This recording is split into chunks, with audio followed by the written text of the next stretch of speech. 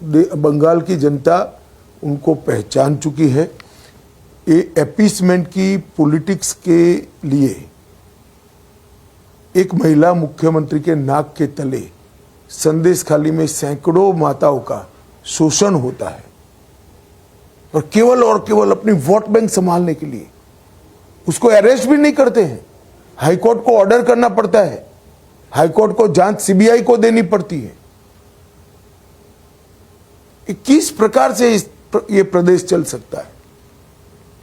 किसी मंत्री के घर से 51 करोड़ रुपया कैश मिलती है, गिनते गिनते सारे स्टेट बैंक ऑफ इंडिया के कैश काउंटिंग मशीन गर्म हो जाते हैं, दूसरे लाने पड़ते हैं, भरने के लिए टेम्पो लेकर जाना पड़ता है। कौन जिम्मेदार है उसका? इतना रैंपड करप्शन किसके नेतृत्व में हो रहा है?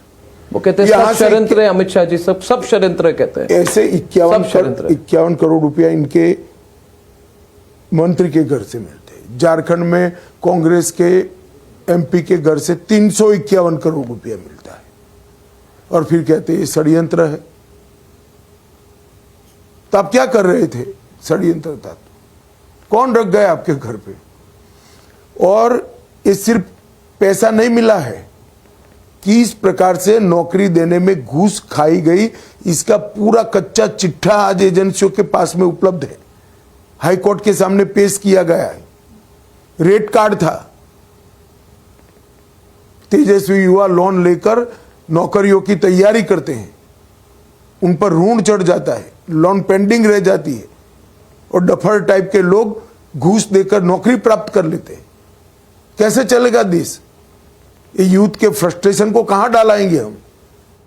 ये सारा कुछ जो हुआ अमित शाह जी, सारा कुछ जो हुआ, एसएससी स्कैम, बाकी स्कैम, कोल स्कैम, ये सब स्कैम में क्या ममता बनर्जी और उनके भतीजे का हाथ नहीं है?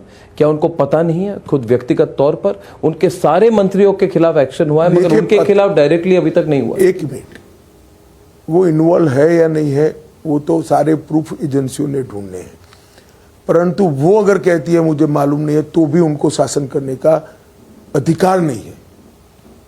कि राजा ऐसा नहीं हो सकता कि आपका पूरा तिजोरी ही कोई लूट कर चला जाए और आप कहो कि मुझे मालूम नहीं है। आपकी सरकार में करप्शन हो रहा है, you are responsible for that.